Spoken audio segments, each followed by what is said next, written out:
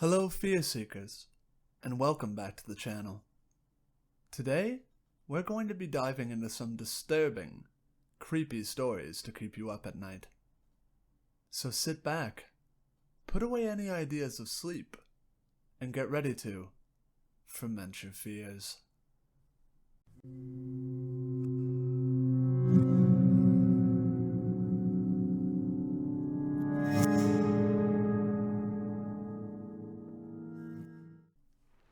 The doctor told me it was a figment of my imagination, a hallucination, a phantom limb, cut off, but the ghost of a feeling remains.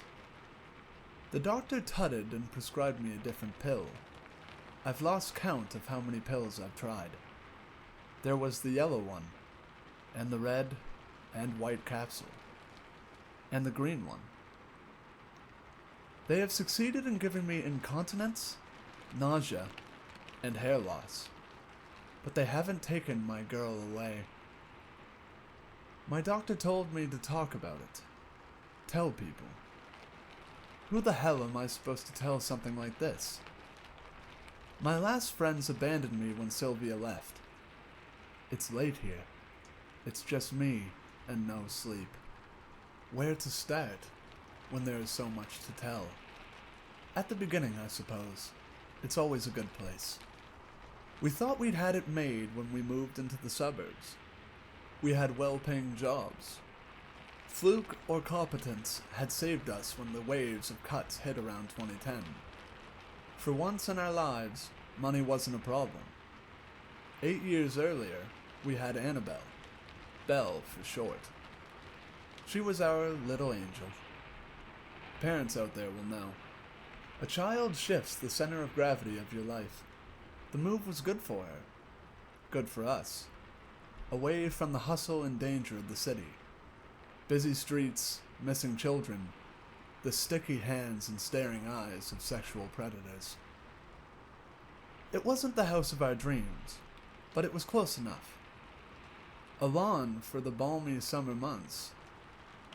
Fireplace for the chill of winter. Space for us to grow into, especially for a young girl. It came fully furnished, and it was a steal. A distressed sale, our agent called it. At least a tenth off what a similar property would set us back. The euphoria and novelty lasted me till the first night. Sylvia was asleep next to me. The moonlight sparkled off the fine hairs on her bare shoulder. We shared a celebratory drink after dinner, and then another after that. I was lying in bed, basking in the warm glow of alcohol when I first heard it. My first thought was rats. That was exactly what it sounded like. The little tap dance of tiny claws on hard wood coming from the walls. The delicate snoring from next to me told me that Sylvia was undisturbed by the scratching noise coming from the walls. I flinched as my bare feet touched the cold floor. The floorboards groaned in protest as I padded across the room like an overweight ninja. The tapping paused at the first creak of the floorboards, then resumed. The rough weave of the wallpaper under my palm as I leaned in to track the pitter-patter behind the walls. The scampering sounds eluded me. Every time I attempted to track the rats, the sounds seemed to come from another part of the room. My knees grew sore from pressure. I wasn't some young child at a playground. I was a grown man, and my weight pressed down on the bony points of my kneecaps. Out of desperation, I put my ear to the wall, hoping that the source of the little noises would reveal itself to me. I was only met with a stubborn silence. Or almost a stubborn silence. On the edge of my hearing, so quiet that I had to strain my ears to pick it up, a child's laughter from inside the walls. I did not speak of the incident. I spent more time trying to convince myself that there hadn't been that childish giggle. Wind. Perhaps. The rattle of a toy. Not a rattle. Maybe one of those few fangled dolls with those soulless eyes and microchip voice. There was a change in her, like the heavy air you can smell before a thunderstorm. She was a little quieter than usual. A strange environment will do that to a kid. A little withdrawn. Sylvia didn't really notice. I suppose I'd always been more observant than her. Belle started looking tired, dark crescents appearing under her light hazel eyes. She wasn't getting much sleep. My first instinct was to blame the rats in the walls. Who wouldn't? They got louder and louder as the days went by. The damn things were keeping me up at night. It seemed that the sound progressed from simple scratchings to thumps, almost as though the cursed rodents were hurling themselves bodily against my walls. The thumping started sounding eerily like footsteps. I was not about to be defeated by a group of jumped-up rats in my own house. Fueled by testosterone-induced rage, I waged war. I tried glue traps. I tried poison. I tried cages. Nothing worked. I asked Sylvia about it, but she seemed oblivious to the late-night disturbances. That woman could sleep through a hurricane. I asked Belle if the noise was keeping her up at night. Sylvia was over in the living room, watching TV while Belle and I did the dishes. She just looked up with those big eyes of hers. "The other children want to come in and play, but they can't open the door." The girl always had an overactive imagination, but this one hit a little too close to home for me. I felt the unfamiliar prickle of goose flesh on my arm. "You mean the door to the house?" I asked, keeping my tone deliberately playful. It was a game. Just another of her little games. I had imaginary friends at that age. Why should my own child have been any different? "No, Daddy. The door behind the cupboard." We were up in her room. The opening theme from Desperate Housewives floated up through the floorboards, a world away. I thought I'd humor my little girl, but there was something deathly serious in her tone that I could not shake. I reached back around the standalone wardrobe and felt nothing more than the smooth paint on the wall. "There's no door here, honey." "Look closer," she insisted. I held up my cell phone for light, still playing along. There was something strange in that palm width of space between the cupboard and the wall. A discoloration of the wall, perhaps. Something darker in the shade of the wardrobe. The hard edges of the wardrobe bit into the soft flesh of my fingers. I put my back into it, and the piece of furniture gave ground grudgingly. And there it was. A door behind the wardrobe, just as Belle had said. Not any door, though. I ran my fingers over the smooth surface of the wall. Just a painted one. So convincing were the brushstrokes on the door that I had to touch the wall again to tell myself that it wasn't real. "How'd you know this was here, baby bear?" I asked. "The other children told me." "From school?" As far as I knew, she hadn't brought friends home before. "No, Daddy. The children from behind the door," she said. I looked into her tawny eyes, hoping to spot some twinkle of mischief there. There was nothing there but an innocent earnestness. I lay in bed that night, studying the cracks on the ceiling. My heart pounded hard in my chest, a heavy bass line above the distant rumble of the heating. My daughter's words had unsettled me in a strange way I could not pinpoint. It felt off somehow, like a surrealist painting, one tiny detail throwing my carefully ordered world into disarray. I took deep breaths, trying to drive away that strange tight fear in my chest. The odd painted door. A mural of some sort? Why was it still there when the room had been so clearly repainted? The thumping of rats in the walls, sounding so much like little footsteps. The children from behind the door, she said. I rubbed at my forearms vigorously, trying to press the goosebumps back down into my skin. That's when the thumping started again. Not rats, I realized. Not rats at all. Footsteps. The light bounce of a child. I crept up to my wall again, pressing my ear against the wallpaper. There was laughter there, soft and faint. Not the laughter of a single child. Children. Their happy footfalls beating a rough drumbeat on the wooden floor. There was someone else in there with my daughter. My heart jumped. I felt the chill in my veins as I rushed out of my room and tore down the corridor. The silvery light of the moon shone through the window. It gave everything an odd, flat look, without contrast. Belle's room was only a few feet away from the door to our bedroom, but my chest heaved with deep, body-shaking breaths. I could still hear them faintly through the door, the thud of feet on the floor. I steeled myself. It was nothing. Sound traveled strangely through these old houses. Echoes, maybe. She was just talking to herself in her sleep. The stress of moving, perhaps. Suitably calmed, I turned the doorknob slowly. There was a conspiratorial shush from the other side of the door, and silence descended like a shroud. I gave the door a gentle push. The room was dark and quiet. The moonlight crept into the room. My daughter was standing there, just behind the door, a still figure against a dark background. The shock took the strength from my legs. I backed away a little quicker than I meant to. She just stood there, swaying slightly. Thin white crescent showed from under her hooded eyelids. Her lips were moving, almost soundlessly. I leaned forward, straining to make out what she was saying. It slowly became clear. One sentence, over and over. All the doors are open now. All the doors are open. And from behind her, in the shadowed room, the quiet click of a door shutting. Belle didn't recall a thing the next morning. She could sense my frustration and fear as I quizzed her about the night before. Dark circles framed puzzled eyes in her pale face.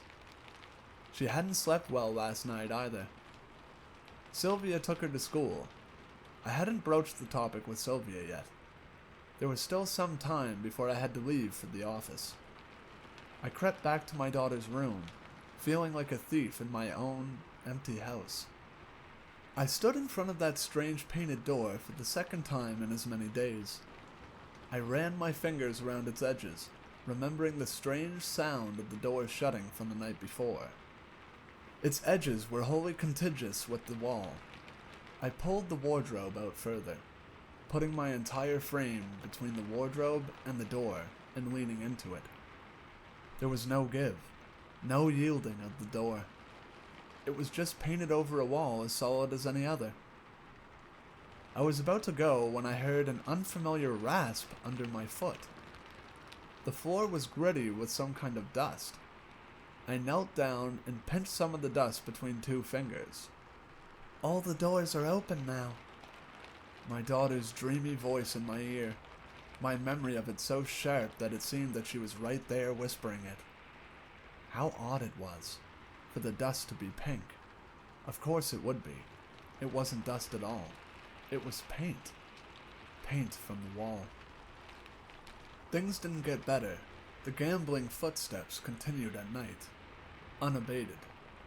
That and the whispers and the giggles at night. Whatever was in my daughter's room toyed with me. It never let Sylvia hear it. I would stay up, waiting to wake my wife up just in time to hear it, only to be met with a stubborn silence. Trickery wouldn't work either. She stayed up late to catch a DVD long into the small hours of the night. But the house remained quiet. The laughter from the next room was always tantalizingly distant. The happy sounds of children at play as though from a great distance. Too great a distance to be in the room next to mine. Belle was in high spirits, but she was wasting away. Sylvia hadn't noticed it yet, but I felt it in the sharp bones of her shoulders, pressing into my arms when I hugged her, or her skinny arms that I could almost encircle with my thumb and forefinger. I received an email from her former teacher, mentioning that Belle still wasn't integrating well at school. He said that Belle was perpetually tired in class, and she had blamed late-night games of tag and hide-and-seek with her friends for her tiredness. "You need to exercise more control over your girl," he said. I had to know what was going on. Sylvia was already asleep. The nightly visits hadn't started yet. I slid into Belle's room silently, an open packet of flour in my hand. I scattered it all around the floor, taking care not to step into the flour myself. I lay back in my bed with a sigh, waiting for the sounds to start. Sleep took me unexpectedly, but what little I had was fitful and restless. I woke up with a snort at first light. It was a Saturday, and it would be some time yet before the rest of the world woke.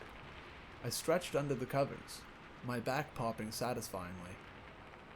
I blinked the sleep from my eyes. The flour. I had to check the flour. I swung my feet off the bed and planted them on the floor, right next to a pair of white speckled footprints, just where they would be if someone was standing over my bed, staring at me. That damnable chill stole the warmth of the morning sun from my skin. My hands clenched and unclenched spastically, like dying spiders. I stared at the trail of flour-marked footprints from my open door. How long had she stood there, in the dark, watching me sleep, I wondered. I stood up on shaky legs, my hand on the wall to support myself down the corridor. Belle's door was ajar. It swung open silently. The sound of deep breathing told me that Belle was still asleep. There was but a single set of footprints, just starting from her bed, where her feet would have landed if she got off. Not multiple footprints, just a single set from my daughter. Typical somnambulism, perhaps? The stress of the move, the new school could have brought it on. She'd never sleepwalked before, but who knew what dark things lurked in her psyche? I heaved a sigh of relief, chastising myself for a week's worth of irrationality. How reassuring the illusion of normalcy in our lives, and how quickly it shatters. Not with a roar or a flash, with something simple. Something simple like my daughter's shoe, bouncing off my toe as I tried to leave the room.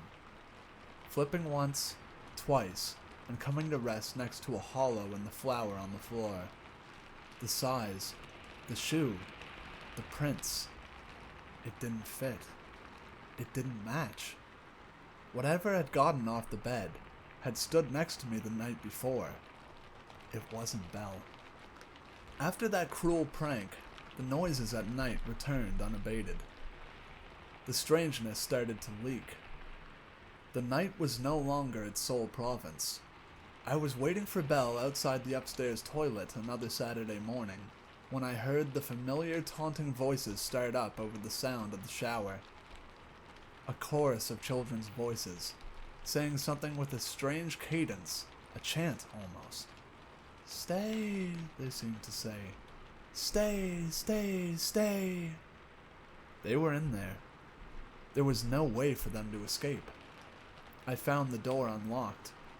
I turned the knob, braced my legs and threw the door open, and found nothing. Hot water still gushed from the shower head.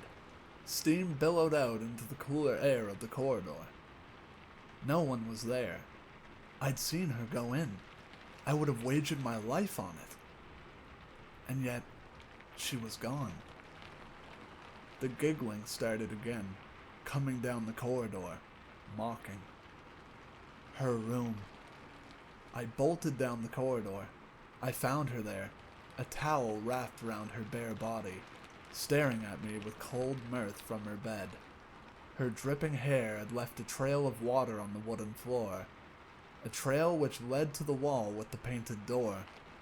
I felt her eyes trailing me as I left the room. I shut the shower off, looking for how my daughter and the voices had escaped the tiny toilet. It took a minute. Like the picture with the young lady that turned into an old crone, the answer was right there in front of me. Sketched out between the tiles in front of me, in bold strokes of dark mildew, was the vague outline of a door. It was another sleepless night. I thought long and hard about trying to explain everything to Sylvia.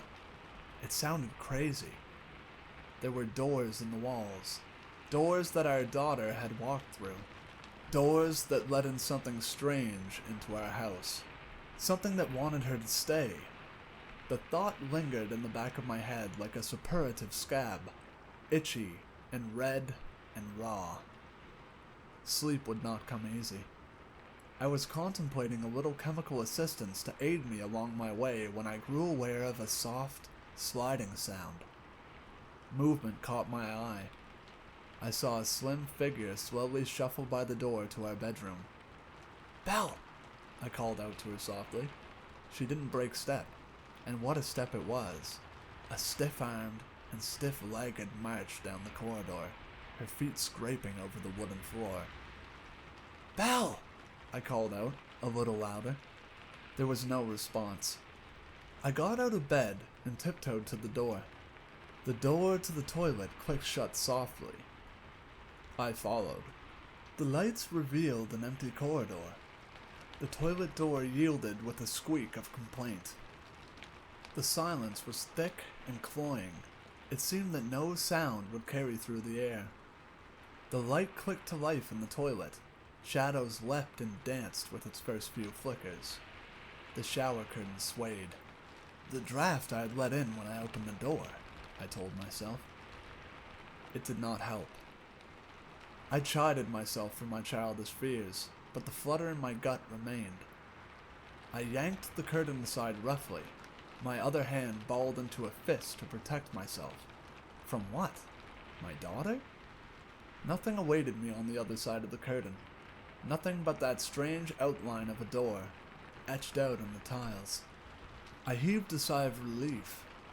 Perhaps the lack of sleep was getting to me, my fears spilling over into waking dreams.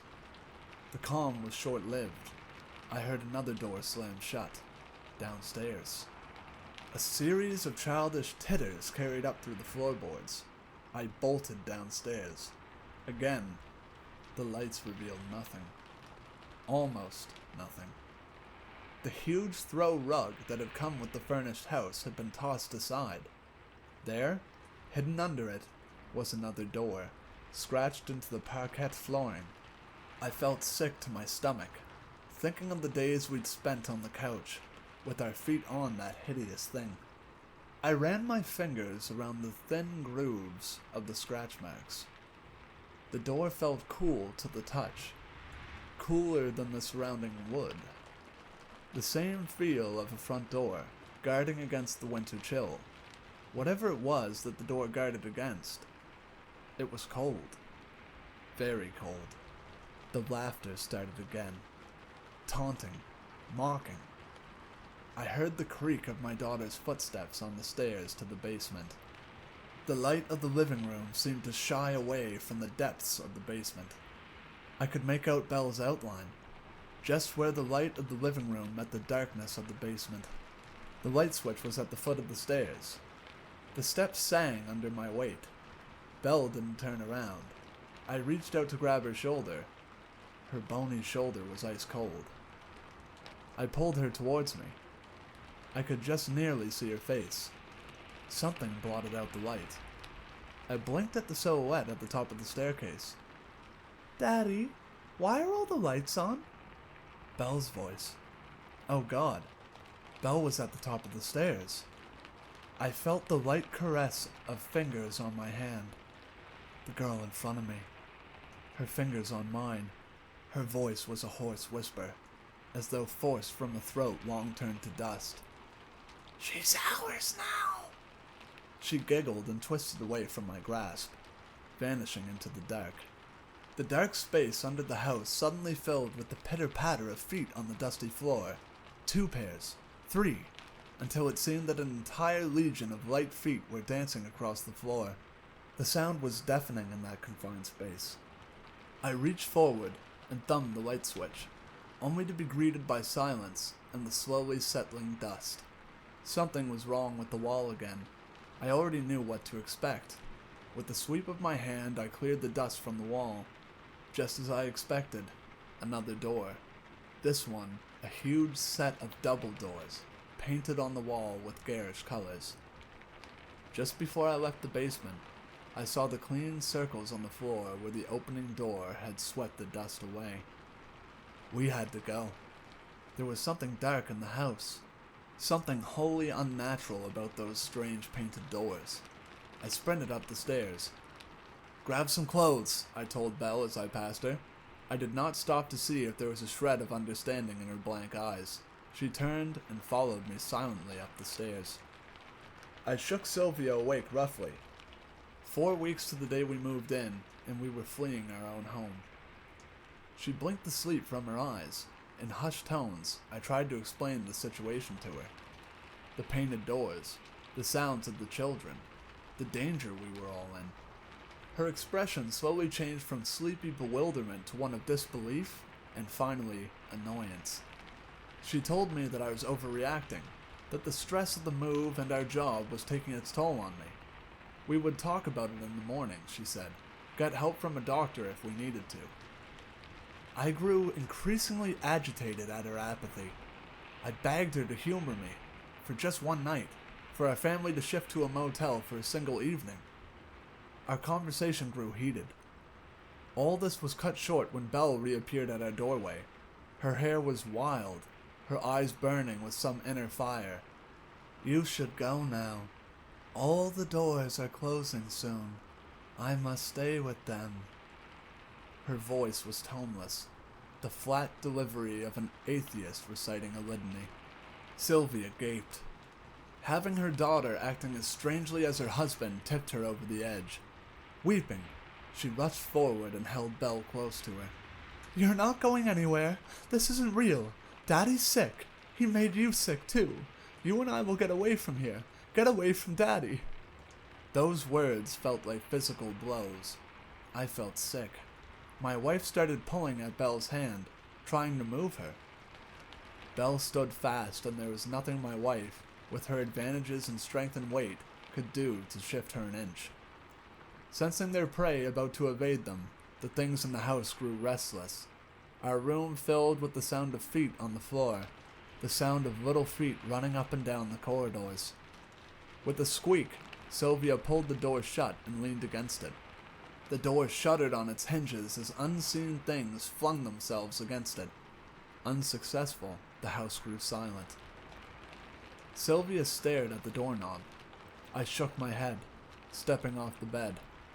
I had just gotten onto my feet when a new horror showed itself. Our wall was stretching, distending like a boil, bulging obscenely towards us. There was a door in our room, under the wallpaper. It had been here all along.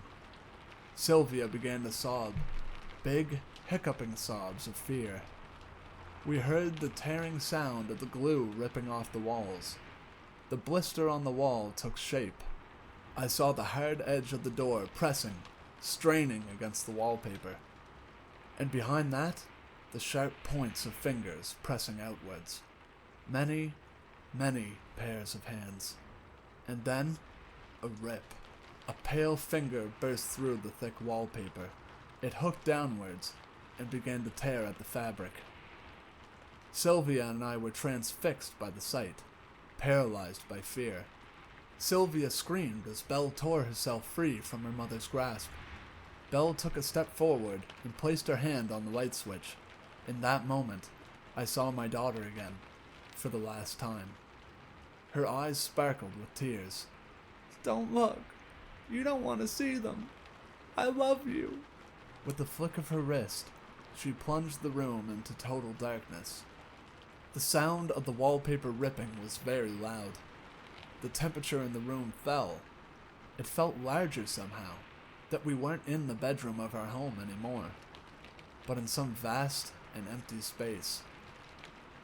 A chill wind blew, and it smelt of dry dust. When the wind died down, we were alone in our room. Our girl was gone. What is there left to say after that? We did what we could. We moved into a motel. The police came. They looked for prints. They asked questions. They took pictures. They broke down the walls behind the doors with their hammers. Nothing. The detectives came. They asked more questions. Hard questions sometimes. They took me away for a while. The doctors came. They cajoled and counseled. They asked me about my parents, about our family, if I had ever hurt my daughter.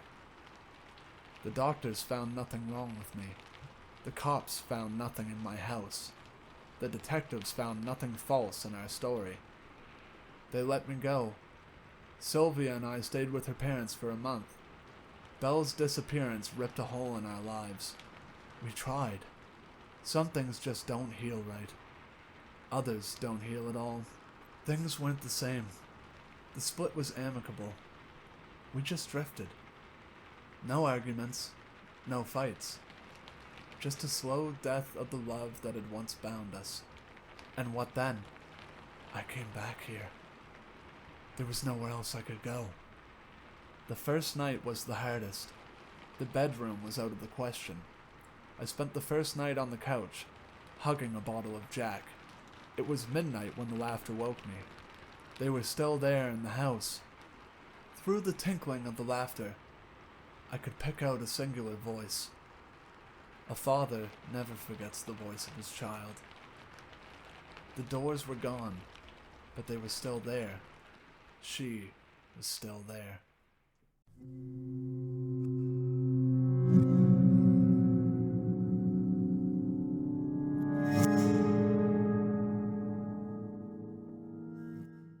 I suffer with a condition called Charles Bonnet syndrome, or visual release hallucinations, if you want to get more technical. It's a condition that's far more common than you might realize. It's estimated that as many as half of people with gradual loss of vision will experience one or more bouts over their lifetime. Yet, I'm willing to bet that most of you have never heard of it. The reason for that is because most sufferers are scared to tell anybody what we experience. I know I was. But I'm getting ahead of myself. My name is Andrew, and I'm 26. 2 years ago, I woke up with awful blurred vision. Every single edge and detail clouded, as if somebody had smeared Vaseline on a camera lens. It never got better. I was scared then, and got over to Dr. Harper's surgery as fast as I could, suddenly needing to take a cab rather than climb in the car I'd driven without incident ever since I'd bought it 3 years prior. The doctor did some tests, asked me some questions. Have you been much thirstier lately? How often do you urinate? How would you describe your tiredness levels? And then gave me the diagnosis that changed my life forever. Diabetes. Type 1. He explained that I would need to take insulin shots with every meal, that eating the wrong foods without monitoring my blood sugar could see me drop into a coma, or worse. Then he got to my eyes. Andrew, your diabetes has resulted in maculopathy. Do you know what that is? I shook my head dumbly, already reeling with the shock of my diagnosis, and Dr. Harper went on. It's when the diabetes affects the blood vessels at the back of your eye, blocking them and causing them to leak into the macula, the central part of your retina that helps you to perceive color and fine detail. When these blood vessels leak into the macula, it can cause significant damage. With a lump in my throat, I asked, "Okay, so how do we make this better?" I couldn't see Harper's face properly when he spoke, but his tone of voice was enough to tell me what I'd been dreading. "I'm sorry, Andrew," he replied gravely. "Perhaps if we'd caught this a little sooner, we might have had some treatment options available to us, but I'm afraid the damage has been pretty extensive. We can take steps to arrest the development of the condition, but I'm afraid it's irreversible." I felt as if my world had come crashing down around me. I was just 24, still at my physical peak. I was active, playing basketball and cycling a couple of times a week, and now my health, my body, and my sight had been taken from me. The first 6 months were tough. I broke up with my girlfriend, a sweet girl named Holly, who tried to make it work but couldn't because I was so damn angry all the time. I lost my job, because if there's one thing an architect needs, it's his eyes. I even fell out with a lot of my friends, making excuses to not meet with them until they stopped asking. In truth, it was jealousy on my part, envy that they got to keep on living while everything I'd ever hoped for had been snatched away. I became a recluse, never leaving my apartment. barely bothering to wash, shave, or get dressed each day. I was so sure that my life was over, I stopped even trying to live it. I was an ass. It took me a long time to realize this, but in the end it was the nurse assigned to visit me at home, a tall, no-nonsense, experienced woman called Lois, who brought this to my attention. "You're an ass," she said. "What?" I gasped, shocked at her language. "So you've got diabetes. Do you know how many people do?" she asked. Then, before waiting for my answer, she continued, "Do you think they all hide in their apartments, refusing to get on with their lives? Losing your vision is a terrible thing, and you do have my sympathy. But, Andrew, it's no excuse to give up." "But you don't," I argued, trying to defend myself, but she hadn't finished. "Understand?" she growled. "One of the bravest men I know was paralyzed from the neck down when he was just a child, and he hasn't given up. You can do so much more with your life, and you have people that want to help you do that, but you can't even be bothered to shave that ugly effing beard off. Stop being a crybaby, and make a difference." Of course, it didn't happen overnight, and I argued with her. I was furious at her blunt insensitivity and told her to leave. I said I'd tell her superiors, but she laughed and told me I wouldn't. "You won't, because you're a smart guy, and you've got too much pride for that," she said. "I'll see you next week." That night, I shaved. I opened my curtains and actually looked around. Things were blurry, but when I really looked, I could see the things scattered around my home, the mess I'd let it become. When Lois came back the following week, the place was tidy. I was clean-shaven, dressed. I'd even attempted to comb my hair. She didn't say anything about it, didn't mention the argument of the week before, but she took me out for coffee down the street. She guided me along the sidewalk to the coffee shop, talking to me, reassuring me. It was daunting, even though it was less than a block away, but I felt so proud when I got there. We talked, me and Lois. I think I even laughed. Afterwards, she walked me home. Then, when she helped me back inside, she said, "It's nice to meet you at last, Andrew." That day was the beginning of my new life.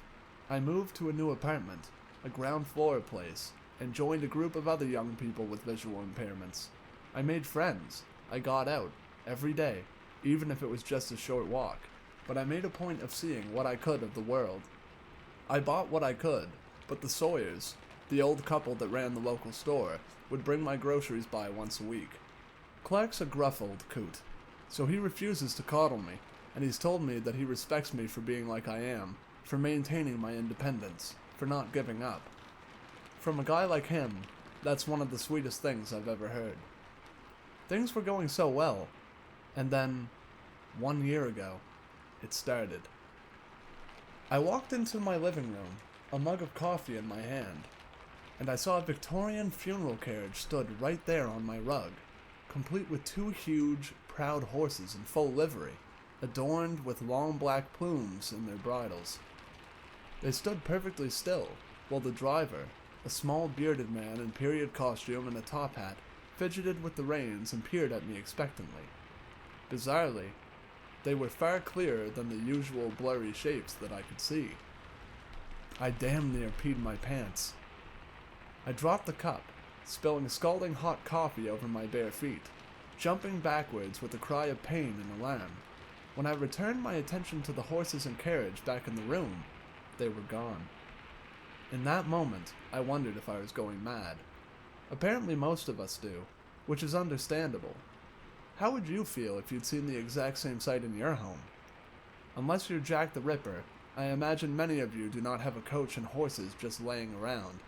I certainly didn't.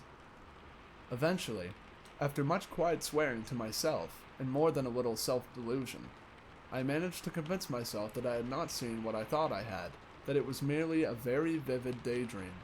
This seemed to work, and I got on with living, even if I entered that same room a little more cautiously in the days that followed. Finally, I forgot about it. 2 weeks later, I saw a giant, floating, swirling, orange ball in my bathroom. I damn near peed myself again. I stood staring at it, This bizarre, rotating, levitating globe that was a little larger than a beach ball hanging in midair over my tub, open-mouthed for a full 10 seconds, before finally screwing my eyelids tightly closed and whispering to myself, "That isn't there. That isn't there." After 5 seconds, I opened my eyes again. It wasn't there. Have you ever had cause to doubt your own sanity? To wonder whether what you perceive is truly there, or if your mind has betrayed you? Honestly, compared to the loss of my vision, the prospect at losing my wits was so much more terrifying. I'd fought against adversity and took pride in the fact that I am not just a survivor, I'm somebody who is living his own life. How could I do that if I was insane? I barely slept that night, and I remained jumpy for days afterwards. Any sign of movement or any unfamiliar shape would set my pulse racing, would cause me to doubt whether it was truly there. It was the toughest time I'd ever been through, worse even than that time after I was diagnosed with diabetes. At least when Dr. Harper had told me about the diabetes, I had a definitive prognosis. I was given facts by a medical professional. My affliction was physical, it had a name, and most important, it had a treatment plan. This was something else. My own mind had turned against me. My senses and perception of reality had become twisted and unreliable. It's only when you're in that position that you realize just how terrifying it is. Your senses and the way in which your brain interprets them are your only true defenses against danger. You perceive danger and you avoid it, preventing your body from becoming harmed. But what happens when you can't trust your perception to alert you to dangers that are truly there? Lois picked up the problem first, noticing my skittish manner. She asked what was wrong, if I needed to talk about anything, but I told her no. I was fine, but I just hadn't been sleeping well. That last part was true. I hadn't been able to sleep a wink. Just the very thought of being institutionalized, spending the rest of my days a sedated, blue pajama-clad zombie in a white room, with only the echoing cries of my fellow inmates for company, terrified me beyond measure. But what was the alternative? Live life as a risk to myself and others? Ultimately, I chose to ignore it. I reasoned that if I was able to function around other people without them realizing what was going on, then that was good enough. A full month passed before the next incident, and I really did think that maybe I'd put this whole mess behind me. With every passing day, my confidence had grown, so that Wednesday morning I'd stepped out onto the sunny street feeling pretty carefree. Each Wednesday, I'd treat myself to a latte down at Joe's, the same coffee shop that I'd visited with Lois. It was a custom that gave me a great deal of pleasure, one that had seen me forge friendships with other regulars as well as the staff, including Joe himself. As I made my way down the street, white stick in hand, I glanced about me, taking in the colors and shapes of the world around me. I enjoyed the feel of the sun on my face and the sounds of the birds singing. It was a good day. Then I saw them. A party of pilgrims, 6 of them, all dressed in settler-era attire, sitting cross-legged on the asphalt. They didn't look at me. Instead, they were engaged in a heated, yet strangely silent, conversation. I froze, staring at them. Still, they argued, gesticulating furiously at one another. However, I couldn't hear their angry voices, despite the fact that, judging by their ill temperament, they must be screaming at one another. Paralyzed by shock, the white stick fell from my numb fingers, clattering onto the sidewalk. I turned to leave, desperate to flee from the haunting sight of the colonists in the road, but I was so panicked, in such a hurry, that I stepped on my cane. It rolled underfoot, and before I knew it, I pitched over, tumbling to the hard ground below. I didn't quite break my fall in time, banging my cheek hard on the floor and skinning my palms. I heard a cry from a passerby, a friendly, concerned woman who rushed to my side.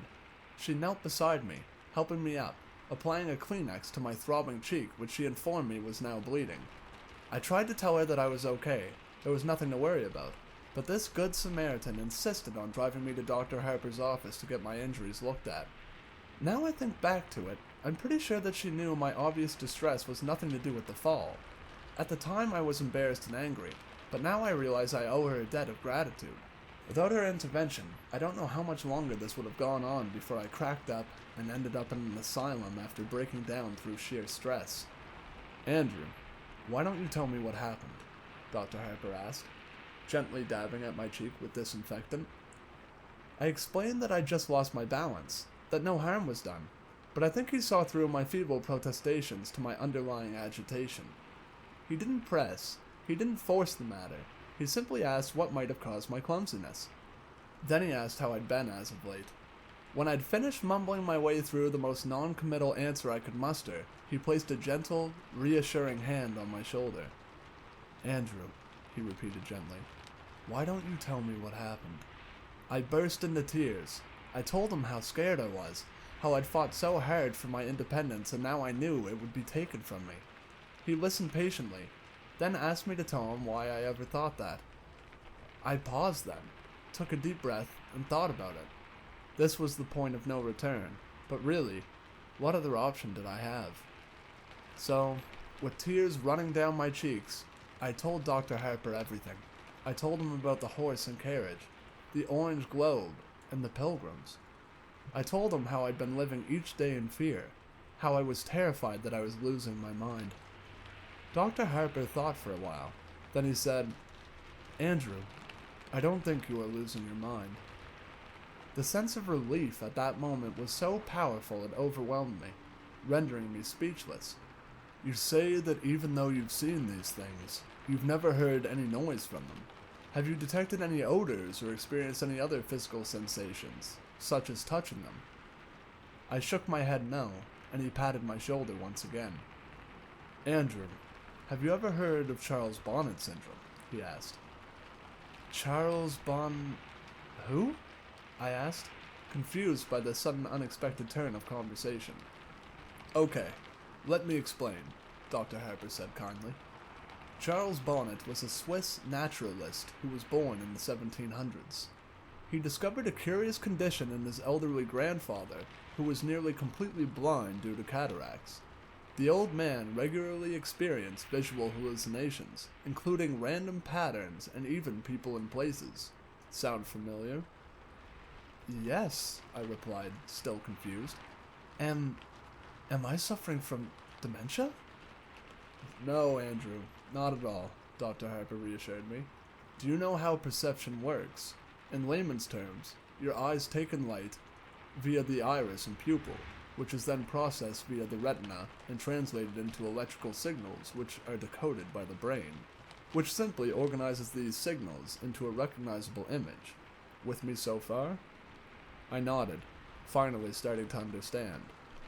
When the retina becomes damaged, such as those that have undergone macular degeneration, those signals become warped and jumbled, Dr. Harper went on.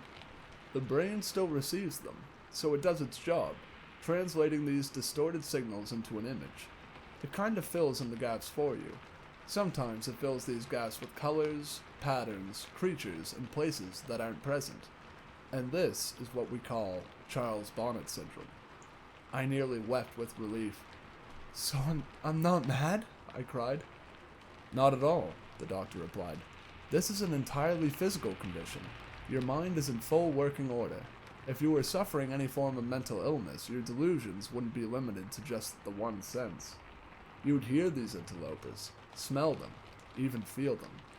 This is a condition solely related to your eyes, not your brain.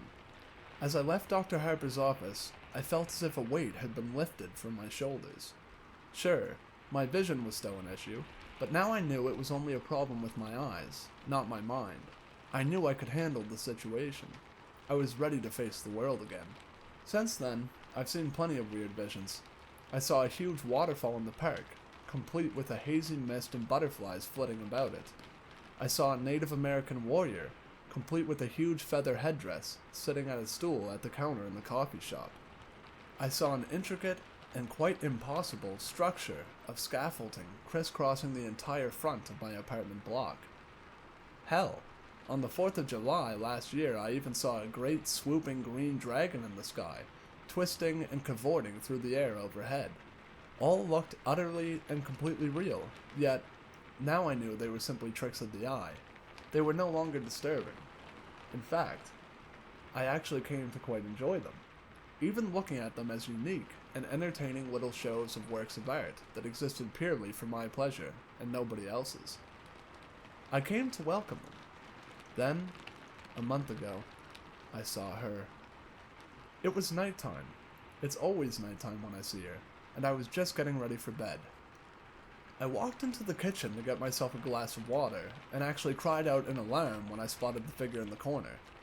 She was tall, by far the tallest woman I'd ever seen, and even though she stood hunched, she still had at least 6 inches on me. I was used to seeing characters in dated and bizarre dress, but this was different somehow. It didn't seem like an outfit from any one time. Instead, a bizarre mishmash of items. She wore a tuxedo jacket, figure-hugging in black, tailored to the female body shape, over a dirty old ruffled dress shirt. To complete the ensemble, she wore a bright red bow tie. On her hands, which she held out to either side as if shrugging, or maybe feeling for rain, she wore dirty white gloves. Her fingers were disproportionately long, almost spidery, and occasionally they twitched, as if she longed to grip and squeeze something in them. On her lower half, she wore shorts the same crimson as her bow tie, over opaque black nylons. Her legs were long, lithe, attractive, if truth be told, the legs of a dancer. She also wore red heels, the same hue as her shorts and bow tie, but they sparkled and shimmered, bringing to mind Judy Garland's ruby slippers from The Wizard of Oz. As strange as this ensemble was, I couldn't tear my eyes away from her face. Most of it was obscured by a jaunty bowler hat, tipped and tilted to hide her eyes and nose. But beneath the brim of her hat, I could see the deathly pale skin of her face, and a grin that sent shivers down my spine. It was wide, too wide, with entirely too many teeth. A smile is meant to be an expression of warmth. It's meant to feel welcoming and benevolent. But the look on this woman's face oozed malice. It felt much like the sort of glee I'd expect from a snake as it corners a rat. However, the thing that startled me most was that she had a third arm sprouting from her back, curled up and over her head like a scorpion's tail. It was longer than any arm should be, and the hand only had 3 fingers, like a claw. It was pointed straight at me, and as I swore in dismay and stumbled sideways, it seemed to track my movement. I stood staring at the creepy figure for a few seconds, trying to get my head around the situation. She just stood there in the corner, grinning. Finally, I realized that this was just another of my hallucinations and breathed an audible sigh of relief. One of the tricks I picked up over the months of suffering with Charles Bonnet syndrome is to break the line of vision toward whichever stimulus is causing my brain to interpret the images into the hallucination. Think of it like restarting a faulty computer, how refreshing the system debugs it. To this end, I close my eyes and count to 5, then, when I reopen them, the hallucination is gone. So, as I stared at the horrifying, malformed figure in my kitchen, I knew that to make the image go away, I simply had to close my eyes. I'll be honest here, when I counted to 5, I hesitated a little before opening my eyes. If I'd opened my eyes and she'd still been stood there, smiling that wicked smile at me, I think I might have had a heart attack. She wasn't, and I breathed another long sigh of relief, fetched my glass of water, and went back to bed. The tall woman haunted my thoughts in the days after I saw her. She was different to the other visions I'd had. Somehow she felt more real. It was this agitation that my buddy Jason picked up on when we met for lunch the following Friday. Jason was one of those same friends I'd tried to drive away shortly after I lost my vision, yet he'd refused to give up on me, continuing to get in touch week after week. Good friends are hard to come by, but great friends, the ones who will be by your side for life, are even rarer. Jason, God bless his kind heart, is one of the latter. "You gotta tell me what's going on, dude," he said, as we sat down over pizza. "What do you mean?" I asked, trying to brush it off. "You're so distracted. It's like you're looking for something in here all the time. You've eaten like 1 slice of pizza in the time it's taken me to eat 4. So, I repeat, you've gotta tell me what's going on," Jason said, waving a slice of pizza around for emphasis. "It's nothing," I replied, feeling a little stupid. "I just had a hallucination a couple of nights ago that really got to me." "I thought you were cool with those now." he asked, putting the slice down. Yeah, I am. I mean, I was. But this was different, I replied, resigned to talking about it. She scared me. She? Jason asked, his interest clearly piqued. Tell me about it.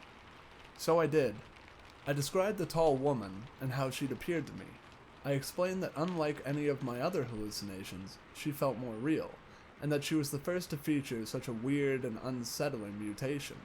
Sure, I'd seen smaller versions of people in the past, a phenomenon referred to as Lilliputian by medical professionals, but the extra appendage and impossibly distorted face was something I had yet to encounter thus far. I think it was that, combined with the unnerving expectant stance, that had disturbed me the most. So, Jason said after I'd finished, you say she had great legs? Shut up, you jerk, I laughed, throwing my napkin at him.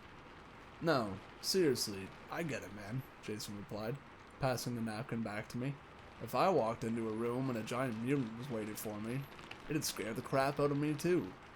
But you know what caused you to see this? It's like the coachman and that waterfall you saw. It's a condition that you know you have, and it's one that you know how to deal with, okay? I know, I replied. Thanks, man. You're right. I did feel better, too, so I smiled at him, took a big bite of my pizza and changed the subject, asking him about his Psycho X, a conversation he was all too happy to dive into. The next time I saw the tall woman, just under a week later, I was brushing my teeth. I was stood at the wash basin, brushing away, when I spotted a figure in the mirror. She was out in the dark hallway, peeking around the door behind me.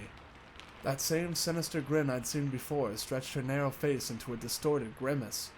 The dirty bowler hat pushed down over her eyes once again. Each of those 3 long, spidery hands gripped the door frame. As crazy as this sounds, it felt like she was trying to avoid being spotted. I cried out, spitting toothpaste foam all over the mirror, my toothbrush clattering into the basin. I spun around, my heart thumping in my chest, my breathing ragged in my throat. She wasn't there. Of course she wasn't. The doorway was empty. I tiptoed forward, hesitantly, trying to look around the doorframe into the hallway without actually sticking my neck out into the shadowy confines. The seconds ticked by as I drew closer and closer. I couldn't see anything, so, finally, with a whisper of self-affirmation, I stepped out of the bathroom. The hallway was empty, as was the rest of my apartment. I was shaken again. This was the first time I'd seen a hallucination in a reflection, and I wasn't even sure that I'd actually seen it. Now, as I sit here writing this, knowing what would follow, I think I thought like that to try to protect myself, to shield myself from the truth. I was an idiot. A full fortnight passed without incident. Sure, I saw a flash of color one day, a dancing yellow lightning bolt that zigzagged back and forth on the street outside my apartment. But that was exactly the sort of thing I'd come to expect from my condition. It was exciting, otherworldly, but it wasn't scary, not like she was. In retrospect, that fortnight was blissful. It was a reminder of what life could be like, the existence that I'd carved out for myself since my diagnosis. Life was good. The night that changed the way I viewed the tall woman, last night, I'd been out and had a couple of drinks. I'd met the other guys with visual impairment for dinner, and we'd ended up at a bar afterwards. I wasn't hammered, but we got through plenty of beer between us, and by the time I stepped out into the cool night air, I felt decidedly lightheaded. It took me a while to make it home, laughing and talking to a couple of the other guys from our group as we strolled along. It had been a great evening.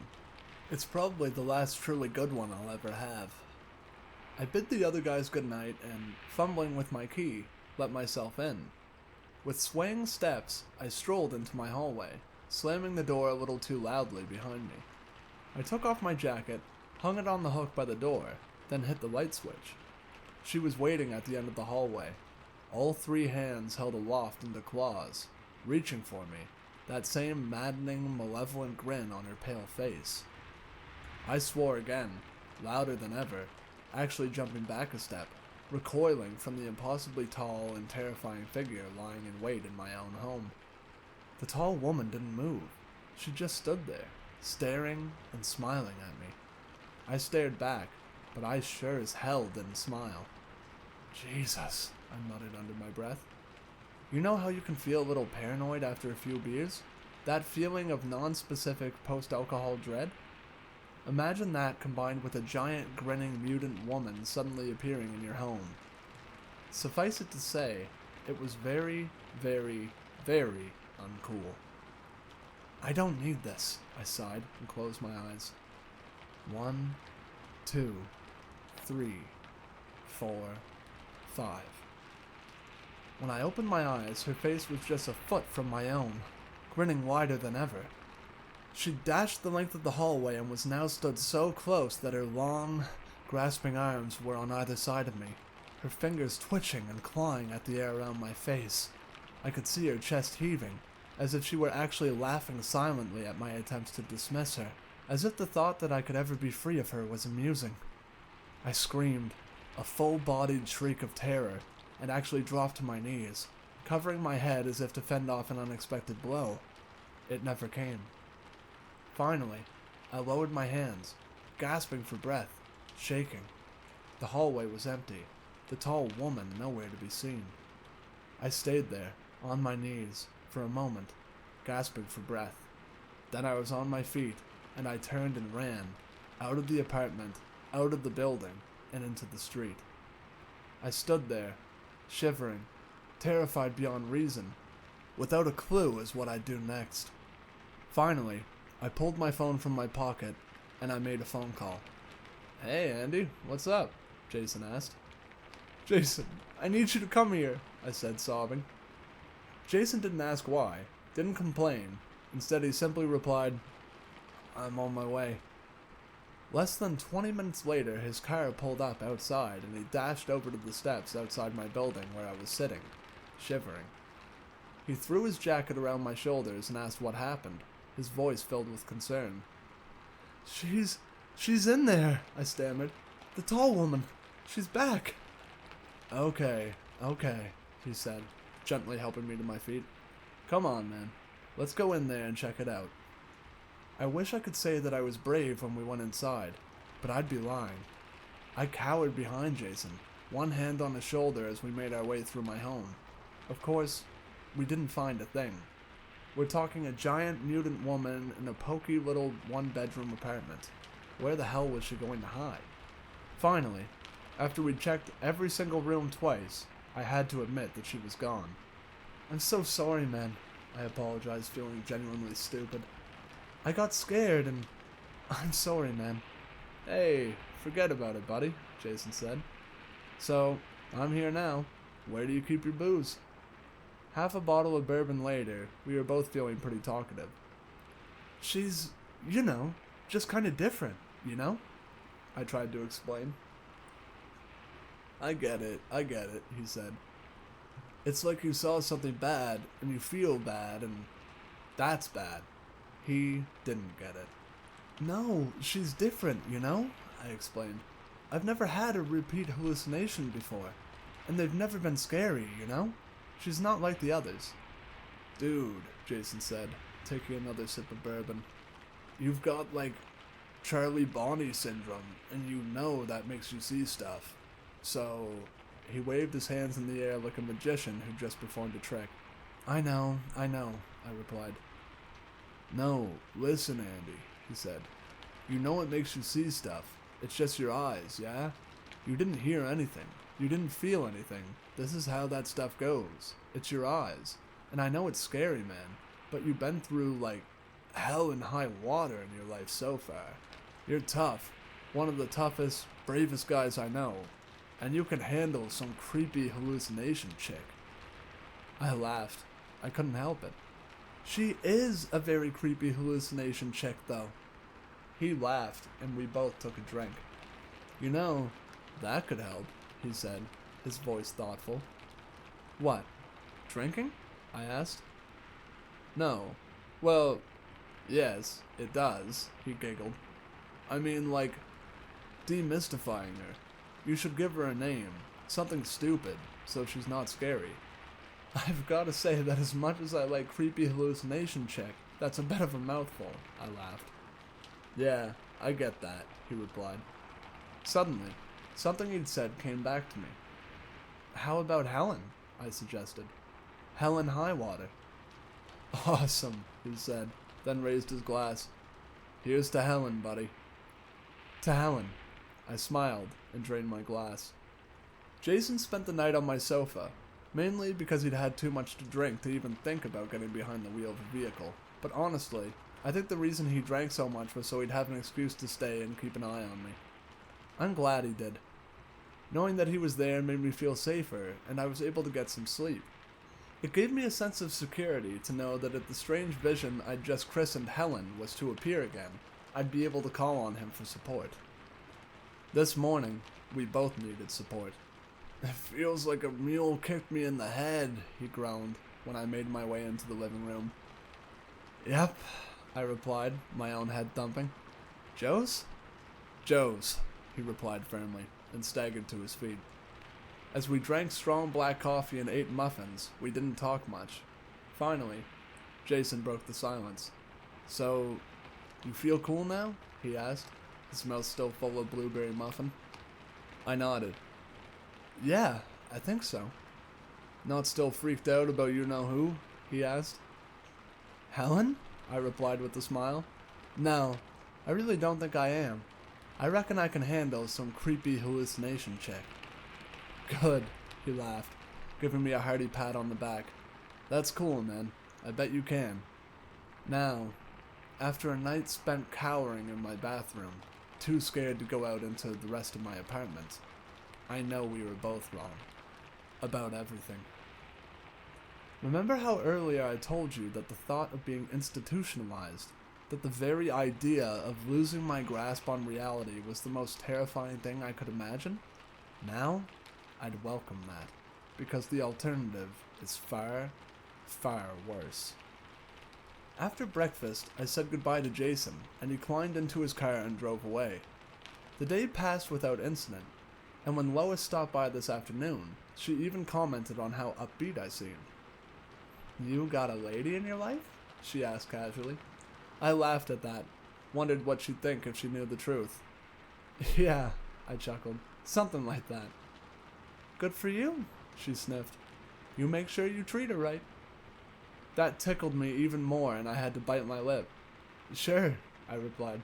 I'll do my best. Tonight, still a little wiped from the exertions of the previous evening, I decided to turn in early. I brushed my teeth, washed my hands and face, and got changed. Finally, I fetched a glass of water and walked into my bedroom.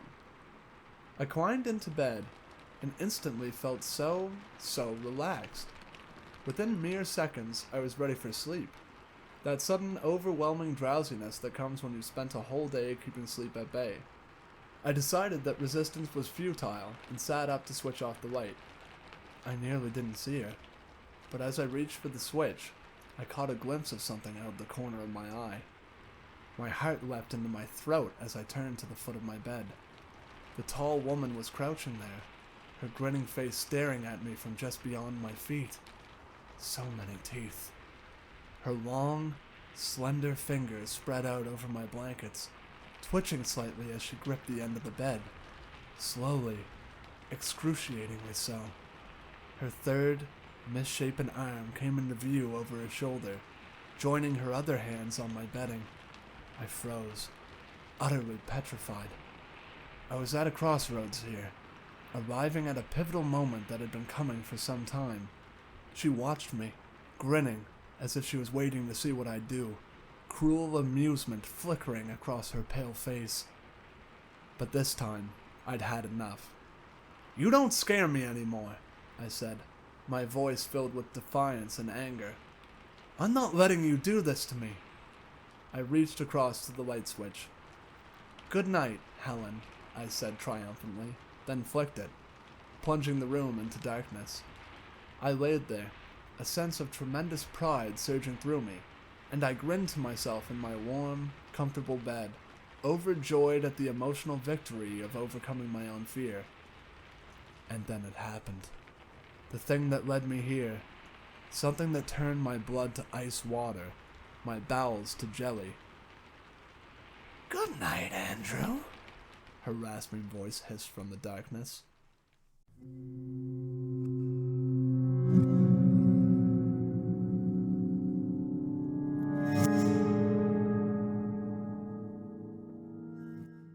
Hi guys, glad to see you made it to the end of the video.